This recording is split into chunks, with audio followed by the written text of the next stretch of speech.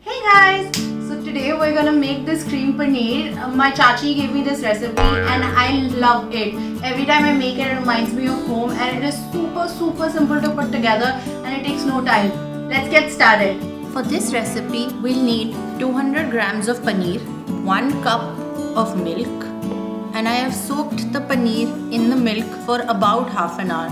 Just let it soak and make sure that the milk is absolutely cold.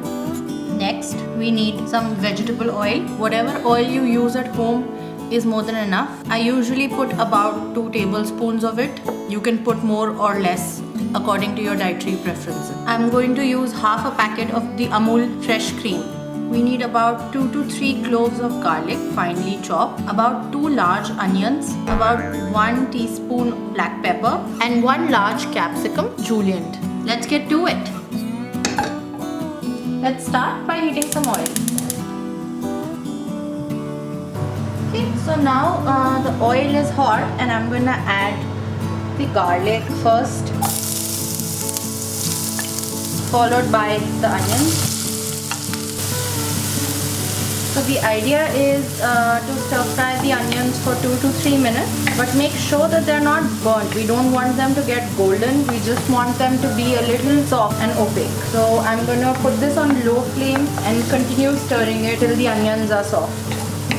So I've been doing this for 2 to 3 minutes on low flame. The onions now have a nice and pink color and I'm going to just add the paneer chunks now. I'm going to leave out the milk in the same bowl and just add the paneer.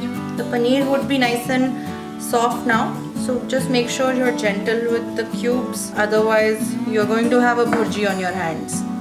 Now I'm going to stir fry the paneer for 2 to 3 minutes on low flame. Just make sure that the paneer remains white. We don't want it to develop the brown layer on it. The paneer is super duper tender, so just make sure you guys don't move it around too much, otherwise it will break. Just needs a little bit of patience. In the next step, I'm going to add the milk that we had set aside. Just stir this once or twice to make sure nothing is sticking to the bottom. So this has been sitting on low flame for about 5 minutes and I'm gonna give it a quick stir and then add salt and pepper. So you can add salt according to your taste, but for this recipe I add 1 teaspoon. Next I'm gonna just add some black pepper. Again, this is according to taste, but I normally add 1 teaspoon. Fresh black pepper is always better than the pre-packaged stuff that you get, and you can do this in your mixie or you can use a mortar and pestle to grind fresh black pepper. That is what really gives it the taste in this paneer. I've added the salt and the black pepper. At this stage you can also add some red chili powder, but I prefer this paneer to be less spicy according to my palate, so I don't add any mirchi whatsoever.